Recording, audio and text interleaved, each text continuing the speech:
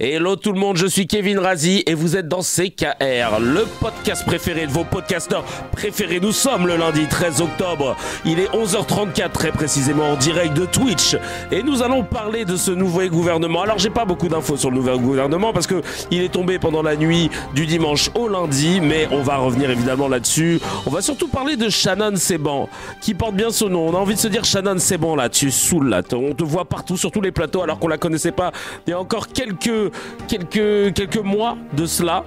On va aussi revenir sur tout ce qui s'est passé évidemment dans l'actualité médiatique, analyser tout ça. Et alors attends, c'est très dur aussi, mais j'ai regardé ce matin parce qu'aujourd'hui c'est une grande journée. Il y a la libération de quelques otages de part et d'autre entre le Hamas et Israël, et il faut voir la couverture médiatique française sur la libération des 7 otages israéliens. Évidemment, c'est scandaleux. Mais j'ai pas encore les images, je les aurai sûrement pour demain. Mais c'est scandaleux. C'est dingue comment ils peuvent t'annihiler ton empathie en choisissant un narratif. Ça avait fait la même avec l'Ukraine quand j'ai vu comment ils justifiaient que les Ukrainiens c'était pas pareil que les Syriens parce qu'on avait les mêmes voitures, etc. Bah d'un coup t'as moins d'empathie alors que les Ukrainiens ils sont pour rien. Mais c'est juste parce que les médias te dégoûtent.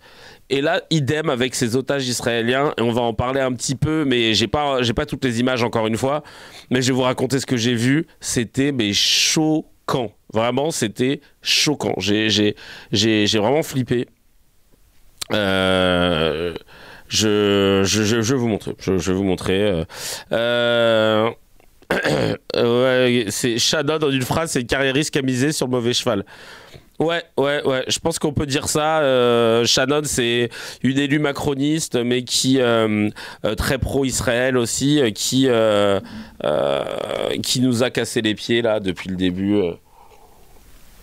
Mais qui en ce moment se rend compte que la politique c'est pas facile et elle se prend des punchlines par tout le monde parce que maintenant que ça y est, ton sujet là d'être pro-israélienne sans concession et sans demi-mesure et sans nuance, il est passé. Ben là ça y est, elle se fait un petit peu redresser les bretelles, remonter les bretelles par tout le monde. Alors on va commencer directos par les réactions évidemment du dernier épisode, l'épisode 124. Le vrai Ilben toujours là. On dirait que les réacts, c'est vraiment c'est le moment du vrai Ilben. Il y a toujours un message, il le sait, donc on est ensemble. Toujours un bonheur de te retrouver, Chacal. Plaisir partagé de retrouver un comment, ça fait plaisir. Aujourd'hui 13 octobre, je rappelle, c'est aussi l'annonce de la peine de prison de Sarkozy. On va savoir quand est-ce qu'il va devoir aller en prison. C'est vrai, ça c'est une bonne journée. Alors AK124, tiens c'est intéressant, il dit: ton avis sur Dieudo n'est pas tant décevant sur le plan où tu ne soutiens pas un condamné, mais limite affligeant sur le fait que tu n'assumes pas de le soutenir, car tu sais très bien que c'est la limite pour pas être boycotté de partout. Au fond de toi, tu sais très bien que c'est juste un humoriste qui a joué avec le système de la même manière qu'on a joué avec lui. Il a rendu les coups qu'on lui a mis sans raison. Je te croyais basé, honnête et accroché à des principes solides. Moi, décidément, le showbiz, ça fait des drôles de trucs. Ah, Chacal, AK120K, je pense que tu n'as pas dû écouter tous les CKR. Tous les CKR où j'ai eu l'occasion de parler de Dieudo. Et genre vraiment, la limite pour être boycotté de partout, j'ai envie de te dire, frérot, de partout de où ? De partout de où ? Moi j'ai toujours dit que ça faisait partie des humoristes qui m'avaient inspiré quand je l'ai commencé, que je l'avais soutenu jusqu'au jour où en fait j'arrivais plus à le soutenir parce que c'était condamnable. Le coup de Forisson et le coup de Le Pen, même si t'as joué à la provocation ultime machin, en vrai au bout d'un moment ça fait plus rire et on peut plus te soutenir. À partir du moment où tes propos hors scène sont où il n'y a pas de vanne et où tu continues de t'enfoncer dans ton truc, où tu as vu qu'en fait c'était un business, moi ce que j'expliquais, hein. Quand il a vu que au-delà d'être anti-système, de flirter avec tout ce qui est lié à l'antisémitisme, etc., bah ça remplissait ses salles, il s'est dit bah vas-y j'en mets. Et puis bah là, Volte-Face, il a fait son mea culpa il y a 1 an et demi. Mais moi, je ne suivais déjà plus cet homme. Et c'est pour ça que je dis que, avec toute la sympathie que j'ai pu avoir en tant que jeune humoriste qui regardait ses sketchs, puis ensuite en tant que humoriste adulte qui, ben, d'un coup, ne se reconnaissait plus dans ses sketchs, ben, en fait, voilà quoi. Au bout d'un moment, tu te dis, malgré tout ça, et malgré les montagnes russes qu'on a pu vivre avec lui, je ne comprends pas qu'il y ait 30 keufs qui débarquent à chaque fois qu'ils jouent Miskin dans c'est même pas des salles, quoi. Ils jouent à l'extérieur, quoi. Encore une fois, qu'on aime ou qu'on n'aime pas, et quand on sait qu'en France, les gens qui sont condamnés pour les mêmes peines n'ont pas ce boycott sur le long cours aussi intense. On pense à Éric Zemmour. Donc là, c'est sur ça en fait que je suis pas d'accord en fait. Je me dis bah non, là c'est pas possible. C'est tout. Donc vraiment ma position, moi je la trouve honnête. J'ai pas à protéger de quoi que ce soit et tout parce qu'encore une fois, Chacal, j'ai pas d'ambition de je sais pas moi, de revenir dans l'espace médiatique. Vraiment, si j'ai des opportunités, c'est cool. Mais en tout cas, je ne travaille pas. Que ce soit dans tout ce que je fais, je ne modère pas mes propos par rapport à des ambitions quelconques. Enfin, moi, j'adore la télé, j'adore les médias. Bon, force est de constater que ça me dégoûte tellement que, tu vois, je me retrouve à faire des émissions moi-même, mais en parler dans ma chambre. Mais parce qu'à la base, c'est une passion. Mais je pense qu'on s'est mal compris ou que tu as mal interprété mes propos. Nuno Dreadlocks qui dit bah oui, les Palestiniens auraient pu leur donner leur maison et leur terre sans qu'on soit obligé de les bombarder. Ils sont méchants, les Palestiniens. Qui ne donnerait pas sa maison aux élus de Dieu? Ça devrait être un honneur de leur donner nos maisons. Ils sont vraiment cinglés, ces CIO. Et ceux qui essaient de les défendre, n'en parlons même pas. Oh, bah, on est d'accord là-dessus. Neptunal qui nous dit Chacal toujours aussi productif, bravo, très bon travail d'info et toujours aussi drôle, merci beaucoup, ça fait plaisir. Et Young Nordic qui dit en espérant te voir venir un jour au festival du film de Liège. Bah j'espère aussi si mon court-métrage peut être éligible. D'ailleurs cette semaine on va commencer les comment ça s'appelle, on va commencer les merci Nourta d'abord. On va commencer le montage et Proof. Mon gars Proof, que vous avez peut-être vu dans Nouvelle École, un beatmaker incroyable, un directeur artistique de fou, s'occupe de la bande son de mon court-métrage. Il m'a envoyé des queutrus déjà et franchement c'était lourd. Donc j'ai vraiment hâte de ouf. Alors, HMD, la petite news, hamdoulillah, celle qui fait plaisir. Eh ben, écoutez ma foi, on va essayer de trouver dans notre malheur un peu de bonheur. La petite news HMD du jour, c'est que Valls s'est fait sortir du gouvernement. Oui. Et Retailleau aussi s'est fait sortir du gouvernement. Mais, du coup, comme les LR ont indiqué que dans le nouveau gouvernement, il y aura tous les gens LR qui restent au gouvernement seront expulsés du parti. Ça veut dire que Rachida Dati est expulsée du parti. Affaire à suivre. En tout cas, chais pour Valls et Retailleau. C'est toujours ça de prix. Ça fait plaisir. Allez, vas-y, on passe au mezze. J'adore ce jingle. Je peux pas m'en sortir. Vraiment, il y a ce truc à l'ancienne là. Attends, je vais essayer d'en mettre un autre. J'en ai un autre. Je vais me le programmer. Parce que vraiment, ils ont un truc. Il y a du rythme, il y a de la vitalité. J'espère qu'il y en a. Les cracks auront la ref normalement. Il y a du rythme, il y a de la vitalité. Jaja. Jaja. J'adore Jaja. J'adore. Oh là là, comment elle était nulle, comment elle était cramée là. Elle était trop cramée, putain. Alors, qu'est-ce que je l'ai là? Où je l'ai le deuxième son que je voulais mettre? Hop, Parce que là, c'est R&B sitcom, machin. Ah oui, ça y est. Voilà. J'ai la deuxième. C'est parti. Hop. Titiou. C'est parti. On va voir si ça marche. Hop, je vais la tester. Ah ouais. Oh là là. On adore. C'est du petit lait, hein. On va pas se mentir. Hein. Oh là là, c'est du petit lait. Je pense même que je vais retirer ça parce que hop, sur mon Stream Deck, j'ai plus de place sur la première page. Kevin, tu peux te lever 2 minutes? Ah putain, cette ref. Qu'est-ce qui m'avait fait rire, le mec qui m'avait demandé ça, le mec ou la meuf, je sais pas. Mais vraiment, il était merde. Ah oui, non, c'est bon. Il était matrixage. Allez, c'est parti. Premier mezzé, on va commencer avec Arthur. Hein. Arthur, évidemment, qu'est-ce qu'il était invité? Il est invité partout hein, pour venir chialer en ce moment, pour dire que ouais, voilà, vous avez vu, moi j'ai rien fait. Vous avez vu, tout le monde m'abandonne. Tout le monde il m'en a fait du mal et tout, ça se fait pas.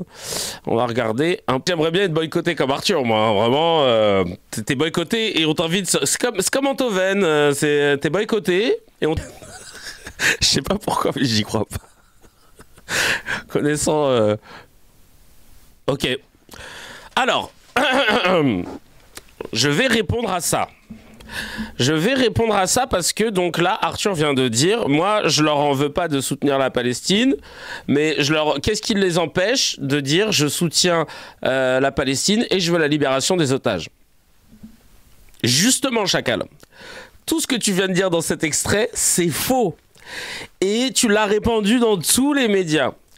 La vérité c'est que le 10 jours après le 7 octobre, une dizaine de jours, 10-11 jours, j'ai été contacté pour signer une pétition d'appel au cessez-le-feu et à la libération des otages qui a été publiée dans l'Humanité. On est 10 jours après le 7 octobre 2023. C'est en dax, hein, on va pas se mentir. Vous-même, vous savez, les gens prenaient des positions avec beaucoup de pincettes. Donc, je vérifie d'ailleurs. Attends. Je regarde, pour voir quand est-ce qu'elle est tombée, pour pas vous dire de bêtises. Hein. Hop, je vais vous dire. Hop, je vais sur mon téléphone. Pétition. C'était ma pote qui me l'avait envoyé, ma sister Chacha. Et Charlotte m'envoie ça. On était donc... octobre 2023. Ouais, voilà, c'est ça. Donc elle me l'a envoyé. Voilà, c'est ça. Donc ouais, c'était une dizaine de jours. Voilà. Une dizaine de jours après. Et là, non mais c'est un truc de fou. Donc moi je dis oui, tu vois. Moi je dis oui, évidemment, machin. Hein. Et genre d'un coup, je reçois un message. Alors la pétition c'est très simple. Je suis désolé, c'est un peu brouillon parce que je suis en train de regarder pour être sûr des dates. On était bien le 18 octobre, voilà. On était 18 octobre 2023 où on décide de faire cette pétition, tu vois, parce qu'on voyait que ça partait en vrille. 10 jours après le 7 octobre, le porte-parole d'armée israélienne s'est déjà passé 10 fois sur BFM, donc exactement, ça se comptait comme ça. Donc je reçois ça le 18. Nous rassemblons, lettre d'appel à la paix, repris par celle que des Anglais avaient faite. Il y a 200 signataires et tout. Donc moi, on m'envoie ça le 18 octobre. On m'envoie le projet de lettre. Nous soutenons tous ceux qui appellent à un cessez-le-feu immédiat et inconditionnel afin de sauver autant de vies que possible et de permettre l'aide humanitaire d'atteindre les habitants de Gaza. Nous appelons tout le monde à respecter le droit international. Et il rajoute... nous condamnons tous les crimes de guerre, ceux du Hamas et ceux du gouvernement israélien. Putain, je dis Hamas premier degré à cause de... Et quel que soit le contexte de tout ce par-delà Nous ne serons jamais libres, nous le serons tous. Voilà, bref. Et je crois qu'ils avaient modifié ensuite la lettre. Parce que c'était... et ils avaient rajouté, dans la lettre finale, nous demandons la libération des otages. Voilà. Nous appelons tout le monde... nous appelons à la libération de tous les otages détenus à Gaza. Voilà la version définitive. Donc, ça veut dire qu'il y avait d'un côté ce truc de cesser le feu parce que c'était hardcore, tu vois, et de l'autre, on avait rajouté la mention faite qu'il fallait la libération des otages israéliens à Gaza. Donc en somme, on est sur voilà quoi, tu vois, un truc humain, tu vois. Et donc moi je reçois ça le 18 octobre. Effectivement, la lettre elle a été modifiée le 21 octobre, mais le 19 octobre 2023, je reçois directement un message de notre ami qui est en train de chouiner, qui me dit oui, j'ai appris que tu allais signer une pétition, mais peut-être qu'ils se sont trompés, tu vois, le vieux truc, peut-être qu'ils se sont trompés, hein. Ou peut-être que t'as pas bien lu, tu vois, en gros. Et je dis ouais, si, c'est bien ça que je vais signer. Et déjà, je me suis dit d'où il sait. Alors que le truc, il était vraiment en mode WhatsApp, ça s'envoyait entre gens et tout. Comment il a su? Mais bon, ça, vas-y, on va dire que peut-être au début, on lui avait envoyé, tu vois. Et ensuite, mais il a vu, lui, la liste des gens qui allaient la signer. Alors que moi, j'avais juste dit à ma pote, je suis chaud. J'avais juste dit à ma pote, je suis chaud. Mais il y avait... Donc, c'est-à-dire qu'elle, elle a dit à la personne qui a proposé la lettre, bon, bah, Kevin Razi, il est chaud. Mais il n'y avait rien de... Tu sais, on n'avait pas rempli de formulaire, de trucs comme ça. Donc, comment il a su que de conversations WhatsApp, il a pu avoir accès à tous les gens qui allaient signer cette lettre? Déjà, c'est un truc de ouf. Et ensuite, il me dit ça, et je lui dis, bah non, là, j'ai relu plusieurs fois la pétition, elle est cool, quoi, tu vois. Elle appelle à la libération aussi des otages. Mais en fait, je crois qu'il s'était... Comme il y avait trop de phrases autour de... Il faut laisser rentrer l'aide humanitaire, il faut que les bombardements cessent, il faut ci, il faut ça.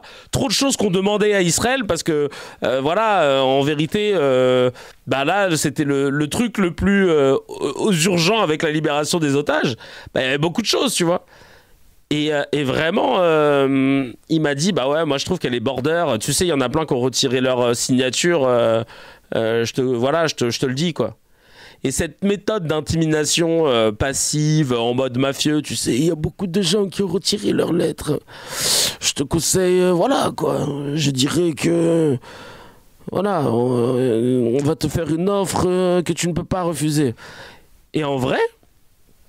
Quand j'ai vu ça, c'est là que ça a acté ma scission avec le Boug, parce que je me suis dit, là, c'est trop. Que déjà, là, donc, il ment, parce que preuve en est, là, pour le coup, cette comment ça s'appelle, cette lettre de cessez-le-feu, elle était vraiment pour aussi demander la libération des otages. Et donc là, ce qu'il dit, c'est faux. Et puis surtout, en vérité, c'est que ils ont tous choisi d'omettre ce que Netanyahou était en train de faire à Gaza et de se focus que sur les otages en disant si les otages sont libérés, tout s'arrête. Sauf que c'est faux, sauf que les dirigeants israéliens à la tête du gouvernement te disent nous maintenant c'est même plus une question d'otages.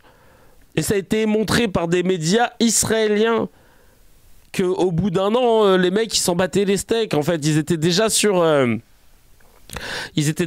truc de ce qu'ils sont en train de faire, enfin de cette volonté de reprendre Gaza. Donc vraiment pour le coup, c'est un truc de fou. Et Zatis en a parlé aussi. On aura l'occasion de le prendre en ligne si Zatis. Je lui ai pas envoyé de message là, mais on va le faire. Où il disait que lui, il avait été déprogrammé carrément. Déprogrammé après le 7 octobre alors qu'il devait faire VTEP et il s'en fout, hein. Mais c'est pour vous dire à quel point c'est un truc de ouf. C'est un menteur. Il a plutôt passé son temps à, comme je viens de vous le lire, à traquer toutes celles et ceux qui osaient avoir des mots de compassion envers la Palestine. Et c'est ça en fait qui a créé cette scission avec les artistes. C'est parce que nous, on lui a jamais reproché d'avoir aucun mot de compassion avec la Palestine. Mais il l'a pas fait pendant 2 ans. Il l'a pas fait. Ou alors, parfois, il fait sa technique de je dis un truc qui va dans l'autre sens pour pouvoir ensuite en remettre une couche.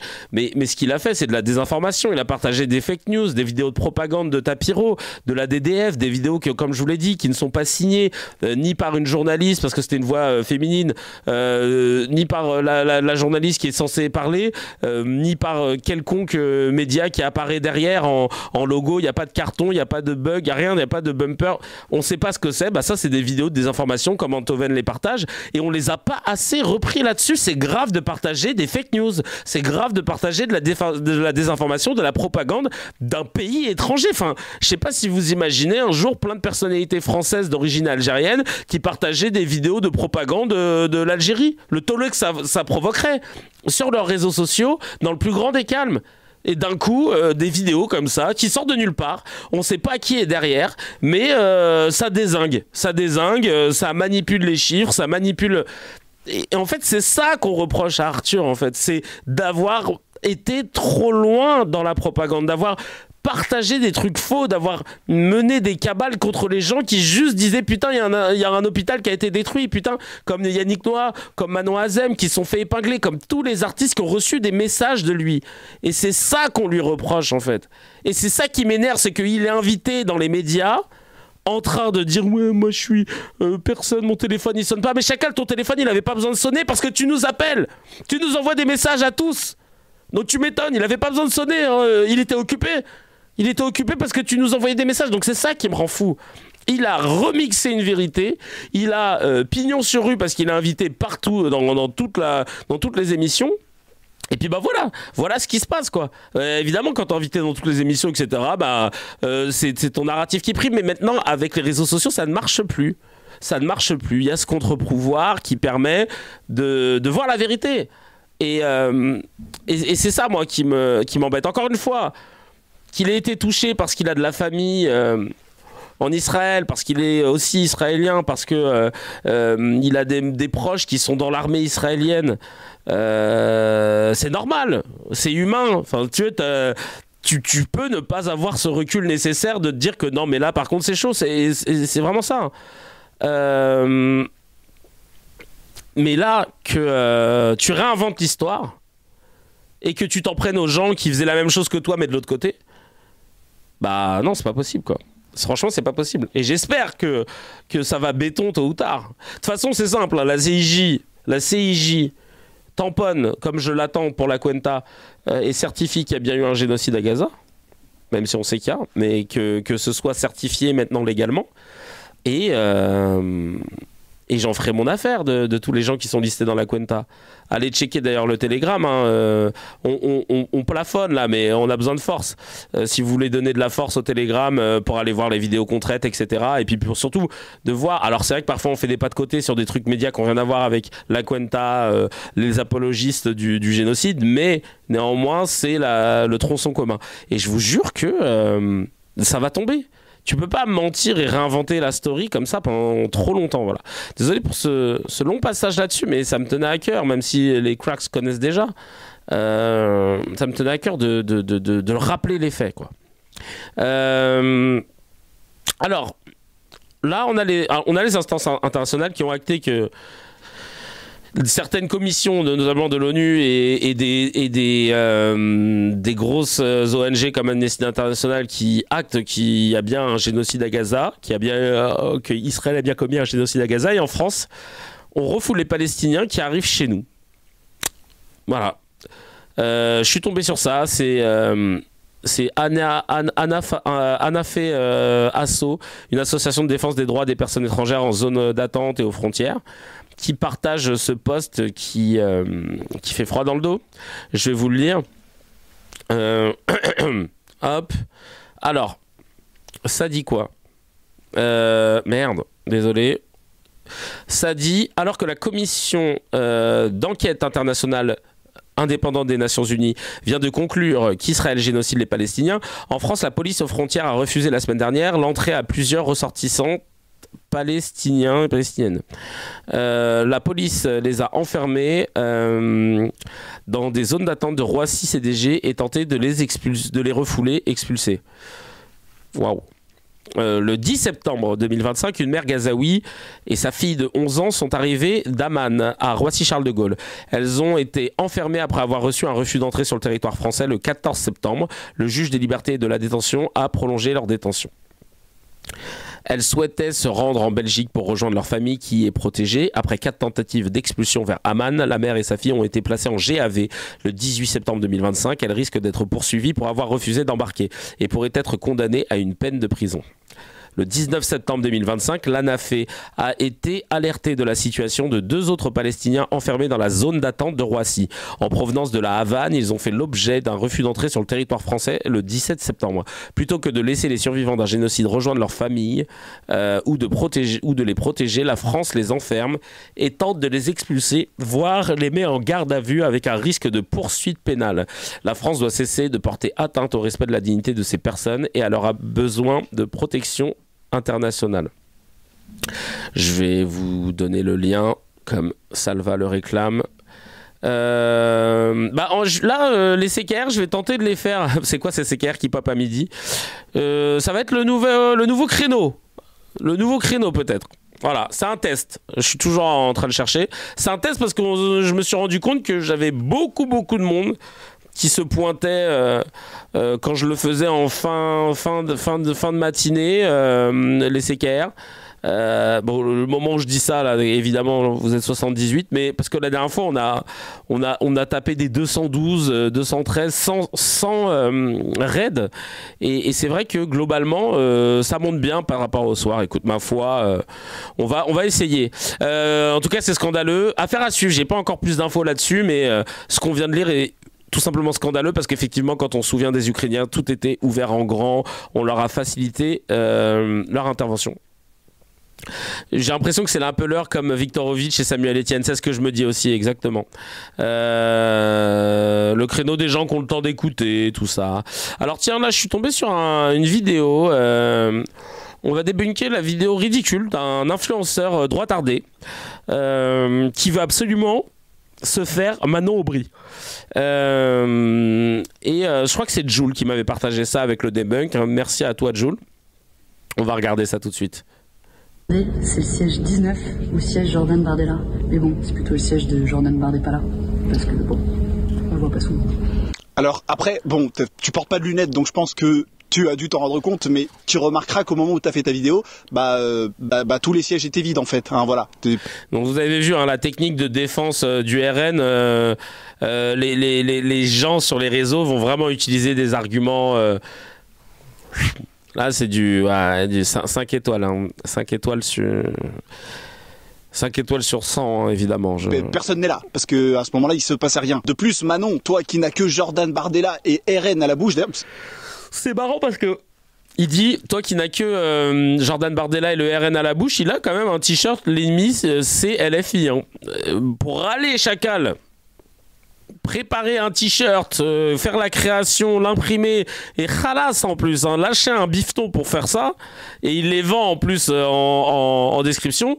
Je sais pas si t'es bien placé pour parler des gens qui ont des obsessions sur le camp d'en face. Il y a un moment donné, on va se demander si t'es pas un peu amoureuse de Jordan quand même. Hein. Il faudrait... Et toi de LFI, clairement. Arrêtez avec cette propagande selon laquelle Jordan ne serait jamais présent à l'Assemblée nationale. Ce n'est pas parce que vous répétez 1000 fois un mensonge que ça va devenir une vérité. Oh, j'en ai marre. J'ai l'impression qu'il y a que les droitards qui sortent cet argument à chaque fois. Les droitards et les sionistes en ce moment dans les médias. Et demandons à ChatGPT. Peux-tu me donner le taux de présence ou d'absentéisme de Jordan Bardella ?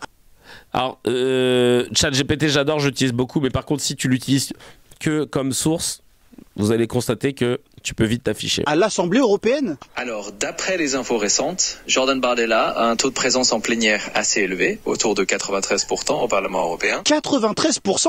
Cela voudrait donc dire que quand Manon Aubry fait des vidéos pour dire que Jordan n'est jamais là, elle est factuellement en train de mentir. Dire qu'il n'est jamais là n'est effectivement pas factuellement exact, surtout si on tient compte de ses présences en plénière. Kermit et ChatGPT, le duo toujours présent pour rétablir la vérité. Ah oui, parce que je sais qu'on va me dire « Ouais, mais t'es un bandeur de Jordan, tu suces plus le RN, je tiens à vous le dire très clairement, hein, je suis pas un député du RN, je ne suis même pas un militant du RN, j'ai pas leur carte, enfin d'ailleurs... T'as pas besoin, chacal, hein. T'imprimes des t-shirts, l'ennemi c'est LFI, je pense que pour eux c'est l'équivalent de la carte. Je sais pas s'ils vendent une carte, je sais pas si ça existe une carte du RN, mais bon bref, peu importe. J'en ai rien à foutre du RN, hein. Mais voilà, honnêtement je m'en fous, mais juste ça me fait rire de voir Manon en permanence.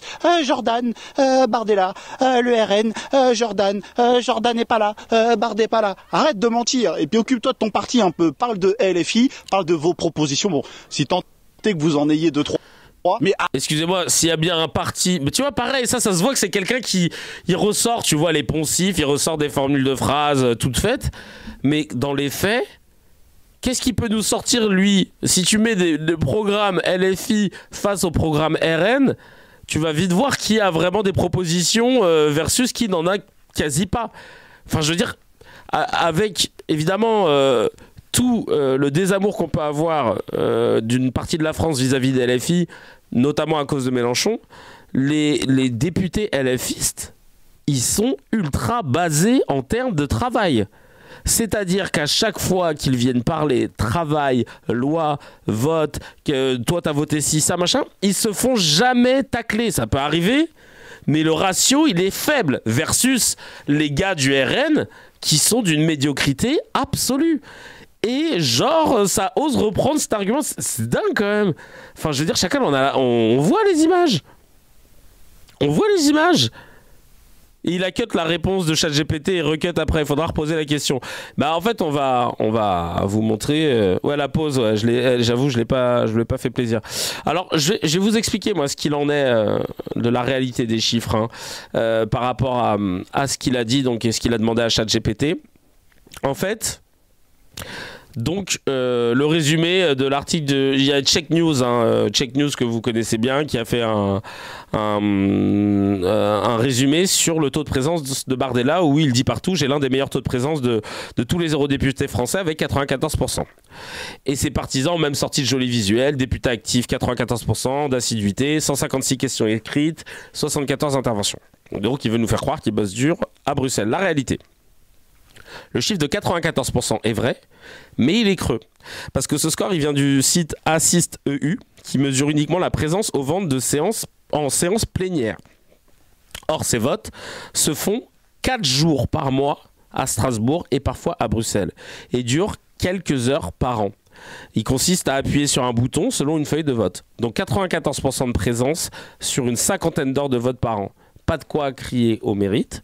En réalité, Bardella est le 61e sur 79 eurodéputés français. Ses concurrents directs font mieux, genre Bellamy de LR 99,7, Ayer Renaissance 98,8, Aubry 97,3, Glucksmann 97,2, Toussaint ELV 96. Bref, il est ni le premier ni parmi les meilleurs. Mais le vrai travail d'un eurodéputé, c'est pas les votes et la vitrine, c'est pas que ça. C'est les commissions où ça se discute et puis on écrit les lois européennes, les rapports, les amendements, les négociations entre groupes.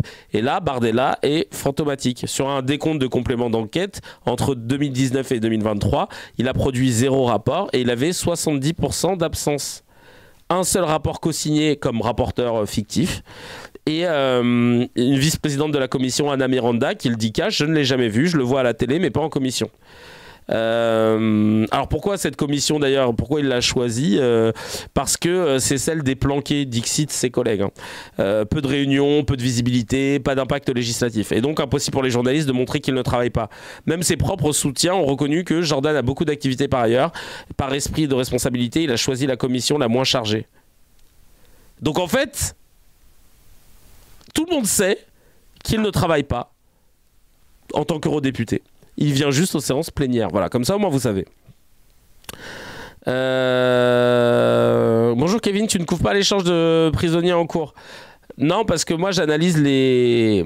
Je vais t'expliquer, j'analyse les images. Et ce matin j'ai commencé à regarder, du coup chez moi, les images et la couverture médiatique. Et elle est scandaleuse. Mais du coup, j'aurai le temps d'avoir le recul pour demain ou après-demain. On pourra avoir tout ce qu'il faut comme matos.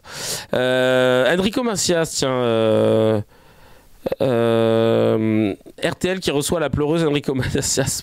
J'adore comment le showrunner il écrit ça. Pour raconter des mensonges et relater la propagande israélienne. Qu'est-ce qu'il raconte encore, lui? La cuenta d'Enrico, elle va être salée. Hein. Oui, les Palestiniens ne veulent pas faire la paix. Voilà, c'est ça que je pense. Et Benyamin Netanyahou, on ne peut pas lui renverser votre argument, il ne veut pas faire la paix dans la région? Non, il se défend contre les Palestiniens, c'est tout. Merci, merci, tu nous facilites le travail. Hein. On voulait être sûr que tu sois bien dans la cuenta. Il n'y a pas de nuance. Hein, Franchement, mais alors là, lui, il est matrixé. Hein. Aïe, aïe, aïe, aïe, aïe. J'ai rien à dire. Hein. Vraiment là, il nous a fait le classic shit, quoi. Juste le boycotter, Lou qui dit sur Telegram, juste le boycotter, ça lui fait très mal, mais cette ordure, merci. Mais cette ordure pas. Merci l'Algérie, il ne verra jamais ses parents enterrés là-bas. Ah ouais les gars, vous êtes durs, mais juste. Nour PSG qui dit déjà c'est un artiste de merde avant et après. Leïla qui dit quelqu'un peut juste lui dire qu'on s'en fout de ce qu'il pense. Oui, je pense que ça c'est le plus important.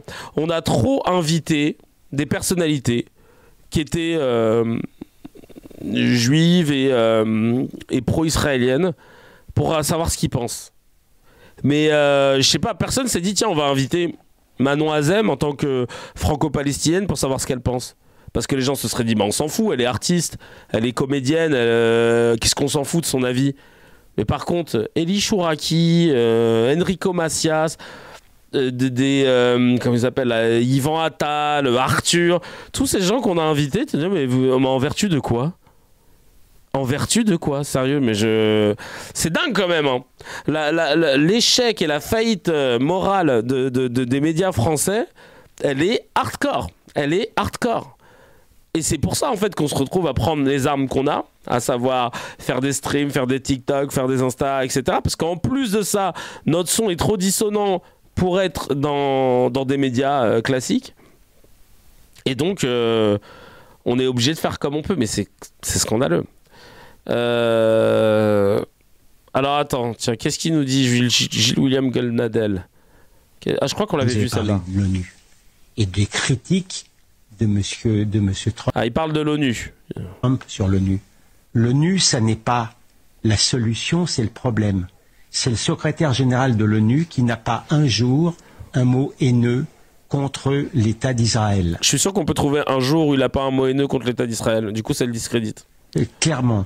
C'est la commission des droits de l'homme de l'ONU qui condamne à longueur de temps Israël, qui a proclamé... Bah, il le condamne. Bah, pourquoi?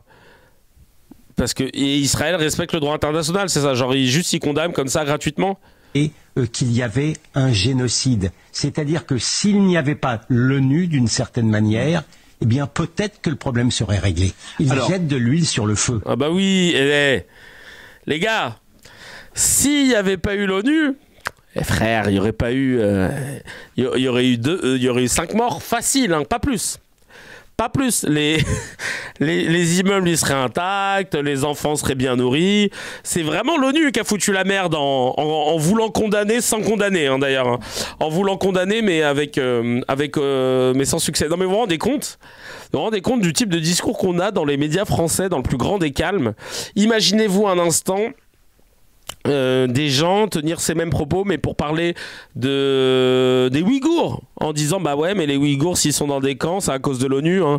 Ou alors sur le Congo ou sur le Soudan tu vois des propos comme ça. Ah bah non mais au Congo ouais la milice M23 bah c'est normal qu'ils aient défoncé, qu'ils aient massacré des villages entiers, c'est à cause de l'ONU. Enfin non mais c'est un truc de ouf hein. Sans l'ONU, pas de création d'Israël aussi, lol. C'est quand ça les arrange. Bah ouais, d'ailleurs, Mac SL01 sur le Telegram, ils disent sans l'ONU, ton pseudo-pays n'existe pas. Non, mais c'est un truc de ouf. Hein. C'est un truc de ouf. Ça sert à rien d'aller plus loin, j'avoue. Sans l'ONU, pas d'Israël. Non, mais c'est vrai. Tout simplement. Non, mais c'est une dinguerie. Toujours sur cette même chaîne de boîte à caca. On a Pascal Pro qui était énervé. Alors, je suis énervé que vous puissiez dire que Marine Le Pen est d'extrême droite. Et celui qui lui dit, c'est André Valigny. André Valigny, attends, je me remémore, qui est un politique français, ancien membre du PS. D'accord. Voilà. Il fait quoi maintenant? Conseiller départemental du canton de Tullin. Ok. Et il a été sénateur français aussi, secrétaire d'État. Voilà. Conseiller régional de l'Isère, en fait. Et ben voilà le classique de Pascal Praud. Dédiabolisation du RN, partie 214 218 070. Alors attendez, hop, on va regarder. Merde. Ah là, c'est là. Les héritiers du gaullisme ne veulent pas entendre parler de l'extrême droite, je suis désolé. C'est extraordinaire. D'abord, vous avez raison, les gaullistes ne veulent pas l'extrême droite, mais Marine Le Pen n'est pas d'extrême droite. Et les électeurs, ils l'ont bien compris. Il n'y a plus que vous qui ne l'avez pas compris. Ou alors les gens sont des imbéciles, hein. Faut dire aux gens, vous êtes des imbéciles. Non, non. Bah si, il faut leur dire. Non, il faut leur expliquer faut leur expliquer. Qui est le RN. Ce que devrait le RN. Ah bah expliquez-nous, alors ça c'est drôle. On va pas... Non mais on n'a pas... Voilà. Expliquez-nous, c'est quoi? On va pas rentrer dans ça parce que, je veux dire, moi j'ai posé cette question 50 fois à des gens sérieux. T'as vu comment il dit? On va pas rentrer dans ça parce qu'après après vous allez commencer à nous rappeler que le FN il a été fondé par des anciens Waffen-SS. Donc non, on va pas commencer on va pas ressortir les trucs là. Vous êtes ça sert à quoi? Politologues sérieux, ils vous disent voilà. Effectivement, on ne peut pas classer aujourd'hui le Rassemblement national. J'ai parlé avec des politologues sérieux, aucun nom, et ils m'ont dit, voilà, on peut pas placer le RN. Voilà, c'est son argument. Pas de source, rien, c'est IFIAC. IFIAC, l'Institut, c'est suffisant. À l'extrême droite. Bon, alors si le mot extrême droite vous embête, on peut dire populiste, un peu xénophobe et un peu nationaliste. Ouais. Alors, non, mais les très grosses fortunes ont beaucoup augmenté depuis 10 ans, énormément augmenté. Si vous ne faites pas un geste fiscal, le peuple ne vous suivra pas. Il faut faire, même Marine Le Pen le dit. Même l'extrême droite le dit, il faut faire un geste. Arrêtez avec l'extrême droite. Justement. C'est une piqûre de rappel que je fais chaque fois, c'est l'extrême droite. Pour moi, ça reste l'extrême droite. Hein. C'est une vie. Vous savez, ce qui m'ennuie dans ce que vous dites, c'est que quand vous dites ça, vous parlez pas au plateau, vous parlez même pas à la télévision, vous parlez à vos amis. Non, à vous. Parce que vous parlez. Vous parlez à vos amis. Parce que je connais vos amis. Ils votent tous extrême droite. Est-ce que vous considérez que vos amis sont d'extrême droite? Vous vous rappelez à l'époque où c'était la honte d'être extrême droite? Putain. C'était la belle époque. Ouais.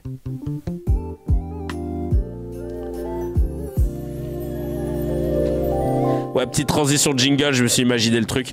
Non mais c'est un truc de ouf. C'est un truc de ouf. J'allais dire que fait l'Arcom, mais... Je crois que l'Arcom n'a pas la télé, hein, comme je vous l'ai dit, donc ils ne peuvent pas sanctionner. Mais moi, je ne l'ai pas vu. Je l'ai pas. Moi, mes chaînes, elles s'arrêtent jusqu'à la 6. Donc, qu'est-ce que tu veux que je te dise? Là, ah oui, alors Simon Mousse, influenceur pro-génocidien, génocidaire israélien, a posté un tweet ignoble. Simon Mousse, j'aimerais bien qu'il y ait quelqu'un qui puisse faire un vrai débat avec lui, parce qu'il a fait un débat sur le crayon. Mais ils ont mis des gens qui étaient trop dans l'émotion face à lui, qui n'ont pas réussi à aligner correctement les arguments, alors que vraiment il est éclaté au sous-sol. Je le dis pas parce que moi j'aurais pu aller sur ce terrain-là. Moi je me suis jamais revendiqué comme un géopolitologue incroyable. En revanche, j'ai un talent, c'est de reconnaître les gens qui ont j'ai une curiosité intellectuelle qui me permet de reconnaître les gens qui ont du talent ou pas. C'est comme ça que j'ai pu vous sortir cette pépite qui est Dr H. Mettez justement Dr H face à Simon Mousse, il en fait de la mousse. Ou du houmous, ou du houmous. Mais il est... Ou Bélir Nabli, tout simplement, j'avoue. D'où Bélir Nabli, tout simplement. C'est un truc de ouf. C'est un truc de ouf. Oui, mais l'Arcom, elle est encore la 5 qui est en tête dedans, je te jure. Non, parce que regardez le tweet qu'il a mis, Simon Mousse, et je suis triste parce que je vois beaucoup de gens que je connais qui suivent son compte et qui like, etc. Mais tu sais, en mode frustré, caché, et qui assument pas en public, mais qui derrière vont liker. Dr H mange tout le monde. Non, mais ça c'est sûr. Dr H, vraiment là-dessus. Simon Moon. Moi je te dis, j'aimerais bien organiser comme Don King avec les combats de boxe, d'être un promoteur de combats intellectuels. Parce que si le nerf de la guerre c'est aussi de se faire de l'argent, frère, je suis sûr que les gens ils mettraient un billet comme quand on va voir un combat de MMA, pour aller voir un combat de cerveau. Merci Titoy, ça fait plaisir. Merci beaucoup, ça fait trop plaisir. Un MMA intellectuel, ce serait une dinguerie. Vraiment, un MMA d'idées où tu fais venir 2 gars, 2 nanas, ou les 2, peu importe, dans l'arène, et ça se tape. Ça se tape à coup d'arguments. Non mais laisse tomber. Et le concept est dingue. On fact-check ce qui est dit en direct avec des comme ils font le crayon d'ailleurs un peu, mais en plus stylé parce que c'est des gars c'est des droitards. Et on fact-check s'il y a des trucs qui ont été dits pendant l'émission et on vérifie. Et après, il y a une voix qui dit concernant ce que vous aviez dit, ça marche pas. Ah, c'est pas fact-checké. Prove me wrong. Ah, ok, d'accord. Non mais franchement, ça nous manque ça en France. Voilà ce qu'il a mis Simon Moss. N'attaquez pas les juifs. N'attaquez plus les juifs. Avec une photo de Gaza totalement détruite. Pour célébrer, c'était le 9 octobre 2025 qu'il a mis ça. Franchement, c'est ouf. Hein. Le mec, dans le plus grand des calmes. Et en dessous, il y a Sophie Lalieu qui commente. Outre le fait que ce tweet est ignoble, vanter un génocide comme une riposte légitime, assimiler une attaque d'Israéliens à une attaque de Juifs, c'est faire l'amalgame entre Israël et le judaïsme. C'est précisément de l'antisémitisme. Totalement. Vraiment, non mais lui, c'est un truc de ouf. La cuenta va être salée pour Simon Moss, il s'en rend pas compte encore. Il s'en rend pas compte, mais pareil. Ça, mais... tellement salé pour lui. Tiens, il y a Léon de Fontaine, un communiste qui vient de dire les termes devant Rachel Kahn sur la situation à Gaza. Rachel qui nous a fait tenté un jeu de comédie, vous allez voir. Mais tu vois très vite qu'elle est limitée, hein, c'est ça qui est rigolo. Vous êtes fier d'être antisioniste? Notre groupe a toujours été clair sur la solution à 2 États, hein, Madame Kahn. Sur les frontières de 67, nous avons présenté maintes et maintes fois des résolutions pour demander la reconnaissance de l'État de Palestine sur les frontières de 1967, comme le préconise le droit international. Donc la protection d'Israël. Et la protection de la Palestine également. Et la protection d'Israël. Israël et Palestine sur les frontières de 67. Je suis moi-même allé en 2018 en Israël et en Palestine. J'ai rencontré des forces israéliennes qui nous disaient systématiquement qu'ils voulaient une solution pacifique, une paix juste et durable dans la région. Ça implique justement d'avoir 2 États. Un État israélien protégé dans ses frontières, mais qui respecte les frontières également de l'État palestinien et qui n'occupe pas, comme il le fait illégalement depuis trop d'années maintenant, la Cisjordanie et qui se permet un génocide, et je n'ai pas peur de le dire, à Gaza. Voilà. Vous avez vu l'attentat? Voilà. Quelqu'un peut me soutenir? Non? Aujourd'hui à Jérusalem? Oui, et j'ai vu aussi les massacres à Gaza. Et je pleure des mêmes larmes. Les morts israéliens et notamment les otages israéliens et les morts du 7 octobre et les mêmes larmes que celles et ceux qui se font massacrer aujourd'hui en Palestine. Okay. Ah ben franchement, tu sens qu'elle a plus trop, tu vois, en fait dès qu'il y a plus personne pour... Voilà, il a raison, je peux rien dire, je te jure. Non mais dès que tu vois, elle est limitée parce que elle sort tous les gros arguments, tu sais.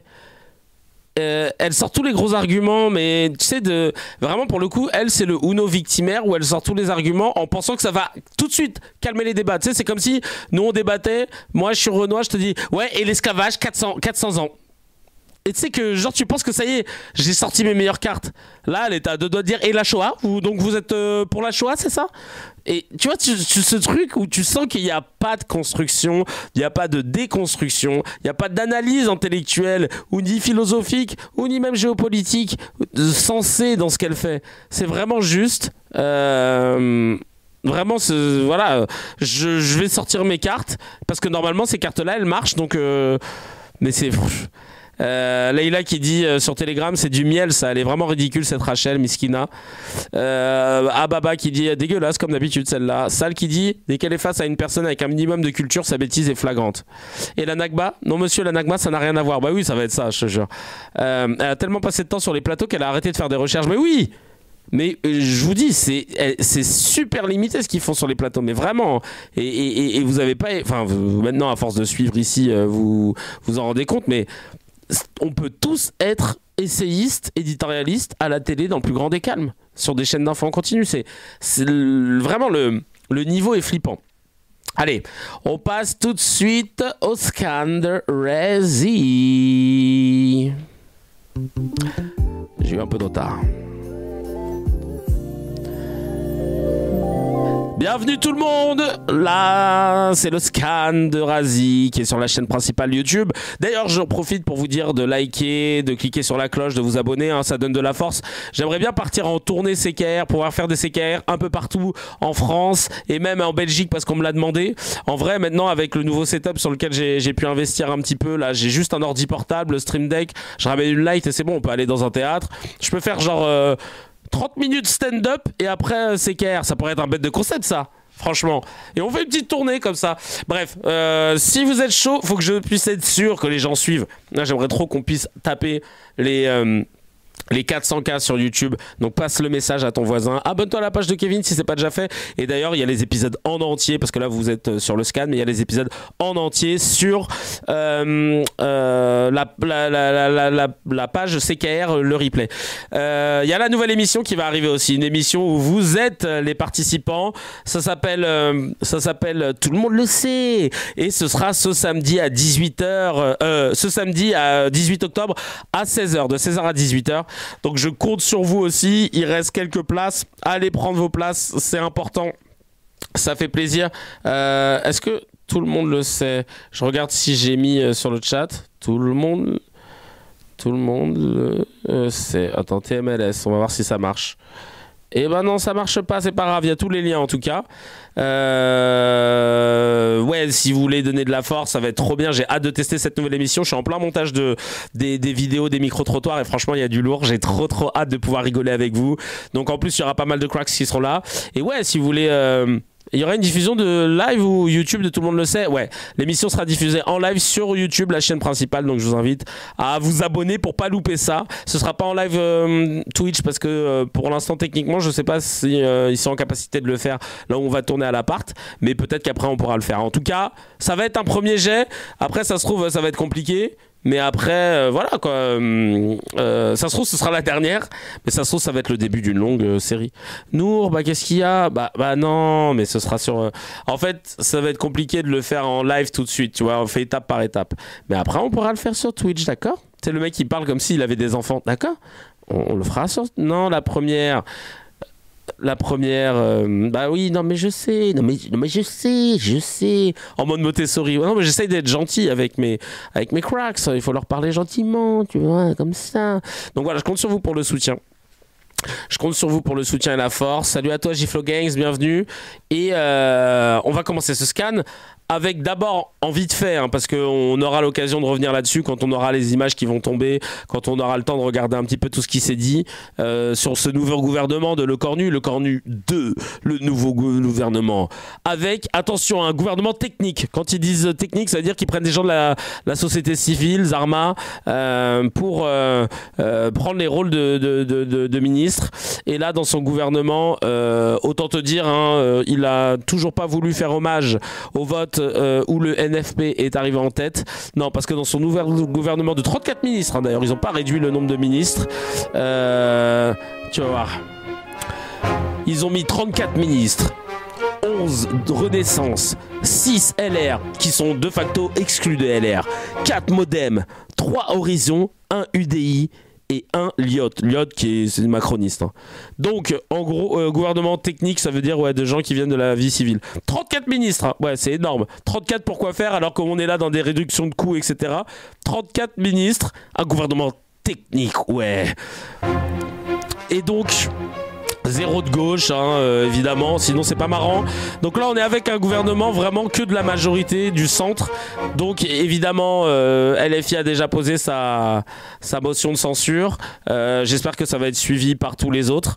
Même pas PS ils doivent être dégoûtés, genre après avoir léché le huc de la majorité. Ah putain, je pensais vraiment qu'on allait avoir. Et maintenant ils font les anciens, tu vois, Olivier Faure, ouais. Genre je n'ai rien à dire, ou de la no comment, un truc comme ça, t'as envie de dire casse-toi chacal, ça va. Tu vas pas nous la faire à nous là, parce que si t'avais appelé t'aurais dit oui tout de suite. Vincent Jean Brun, que j'avais déjà rencontré, j'avais joué dans sa ville à l'époque. Il est devenu ministre de la ville et du logement du deuxième gouvernement de Sébastien Lecornu, et en fait il est visé par une enquête pour prise illégale d'intérêt, concussion et détournement de fonds publics dans le cadre de l'attribution de logements. C'est Mediapart qui nous le dit. Voilà, concussion, je vais pas faire l'ancien. C'est quoi? C'est une infraction consistant pour des fonctionnaires ou des officiers publics à percevoir, exiger ou recevoir ce qu'ils savent n'être pas dû ou exercer ce qui est dû pour droit, taxes, contributions, deniers ou revenus. Ah oui, d'accord. D'accord, c'est ça. Plus globalement, il s'agit d'une malversation dans l'exercice d'une fonction publique, particulièrement dans le maniement des deniers publics. Une Darmanin, quoi, en somme. Ouais, voilà. Et donc, tu vois, on demande vraiment aux gens d'être exemplaires dans la vie. Mais s'il y a bien un taf où ça va, c'est les ministres. Ministre, politique, t'es tranquille, pas besoin d'en faire des caisses, tranquille. Dans le gouvernement, il y a aussi Retailleau, comme je l'avais dit au début de l'émission, qui n'y est plus. Valls, qui n'y est plus. Alors ça veut dire que Dati et Jeanbrun, qui sont LR, entre autres, parce qu'il y en a 6 qui sont encore dans le gouvernement, ils sont virés du parti. A priori, ils sont exclus du parti. Est-ce que Dati va faire exception ou pas? Dati viré du LR. On va regarder ça s'il y a un peu de... Et ça veut dire qu'ils vont virer Dati, qui est leur candidate à la mairie de Paris. Hein. Et... c'est un truc de ouf, hein. Retailleau remplacé par une... Ouais, alors Retailleau, vous allez voir. Hein. C'est une news HMD pour Valls et Retailleau, évidemment. Les LR au pouvoir, c'est simple. 200 tribunaux supprimés, 83 sites militaires fermés, 54 000 suppressions de postes dans la défense, et ils viennent se plaindre de la justice et de la défense qui ne fonctionnent pas bien. Putain, ça c'est un truc de ouf. Mais donc Rachida Dati, elle est virée. Elle est virée de LR, sauf que du coup, elle se présente à la mairie. C'est officiel, Rachida Dati qui sera qui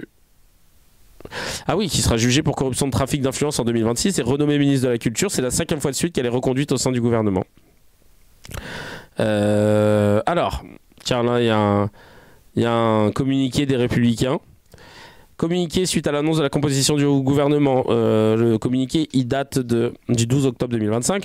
Le 10 octobre, le bureau politique des Républicains a voté contre la participation des LR au gouvernement. En conséquence, les membres LR qui ont accepté d'entrer au gouvernement ne peuvent plus se réclamer de LR. Ils cessent immédiatement leurs fonctions dans nos instances dirigeantes que nous réunirons dans les tout prochains jours pour statuer de manière définitive. Aïe, aïe, aïe. Sont donc concernés Annie Genvar, Rachida Dati, Philippe Tabarot, Vincent Jeanbrun, Sébastien Martin et Nicolas Forissier. Mais ils sont ouf, hein, les mecs, les gens là qui LR qui sont restés au gouvernement, parce que potentiellement ce gouvernement il va pas durer. Chacal, imagine dans 2 jours, il est censuré, tu t'auras eu 2 jours de statut Facebook en bio où t'auras mis que t'étais ministre. Et derrière, tu vas perdre ton parti et potentiellement... Enfin, je sais pas c'est quoi le jeu, là. Je sais pas c'est quoi le jeu. Mais en tout cas, c'est chaud. Et ils ont mis à la place de Retailleau au ministère de l'Intérieur un certain Laurent Nunez. Laurent Nunez devient ministre de l'Intérieur. Et c'est marrant parce que le Parisien en parle en disant à 61 ans, Laurent Nunez, le préfet de police de Paris, fin technicien et personnage consensuel. Fin technicien, frère, vraiment on dirait qu'ils font une compo de foot. On dirait qu'ils parlent de Hatem Ben Arfa à son prime. Fin technicien. Ou Laurent Nunez Mendes, ou je sais pas de qui tu parles. Fin technicien et personnage consensuel, respecté par l'ensemble des forces politiques, endosse le costume de premier flic de France. Et c'est le Parisien qui le dit, respecté par l'ensemble des forces politiques. La vérité, c'est que Laurent Nunez, pour celles et ceux qui ne le connaissent pas, c'était l'homme qui pilotait la répression des Gilets jaunes et qui déclarait, quand on lui avait dit il y a quand même des gens qui ont perdu un œil dans cette affaire, qui ont eu des mains éclatées, qui ont péri, il avait répondu n'avoir aucun regret sur la façon dont ils ont été traités. Est-ce que c'est un signal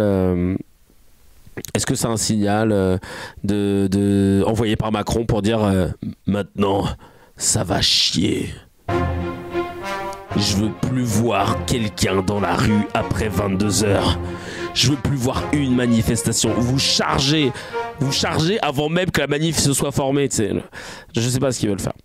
Et voilà tout ce que je peux vous dire pour l'instant sur ce gouvernement. Il parle d'un ministre ou d'un milieu de terrain polyvalent.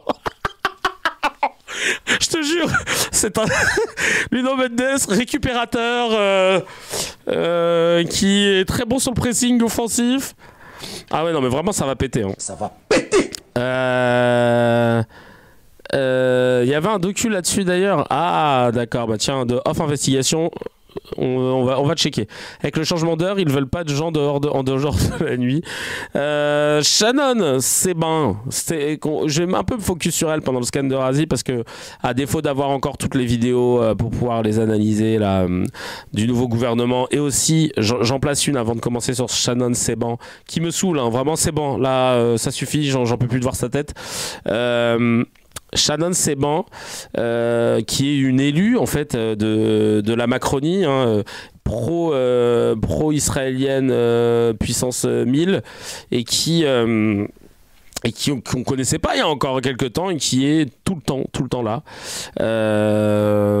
Elle est quoi elle?